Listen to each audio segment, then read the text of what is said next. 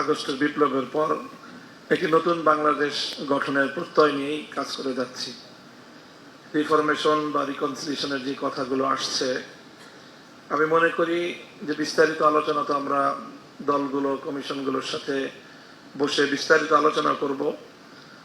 তবে আগামীর বাংলাদেশ গঠনের যে ভিত্তিগুলো নির্ধারিত হয়ে যাওয়া খুবই জরুরি, যাতে আমরা একটা ধারায় একটা গতিপথে সামনের দিকে অগ্রসর হতে পারি।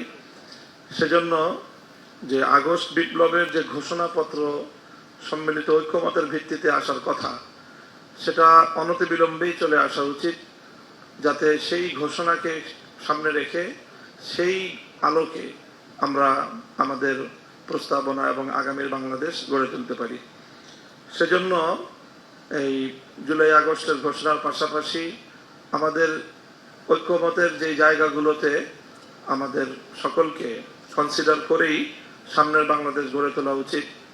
আমি দেখছি যে একটা বিষয়টা আমরা সকলে একমত, যে 24-এর যে জুলাই আগস্ট বিপ্লব, এই বিপ্লব পরবর্তী বাংলাদেশ তার পূর্ববর্তী বাংলাদেশের চেয়ে ব্যতিক্রম এবং ভিন্ন কিছু হবে।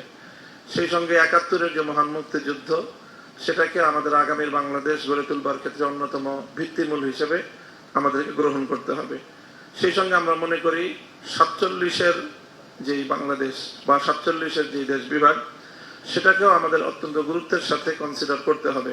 47, 71, 24-এর ভিত্তিতে আগামীর বাংলাদেশ গড়ে উঠুক, সেই প্রত্যাশা ব্যক্ত করছি। সকলকে ধন্যবাদ। আসসালামু আলাইকুম ওয়া রাহমাতুল্লাহ।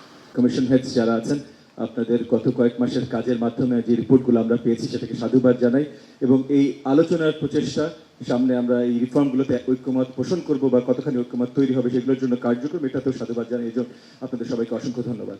আমি ছোট্ট করে কথা বলবো, প্রাসঙ্গিক আজকে যে কারণে এসেছি সেটা রিলেটেড ছোট্ট 3টা কথা বলবো, আর অপ্রাসঙ্গিক 2টো কথা বলবো। অপ্রাসঙ্গিক কথা বলার আগে একটু ক্ষমা চেয়ে নিচ্ছি, কিন্তু আমাদের রেগুলার উঠা বসা হয় না বলে আজকে একটা প্রসঙ্গে এসে অন্য প্রসঙ্গে একটু করে কথা বলতে হয়।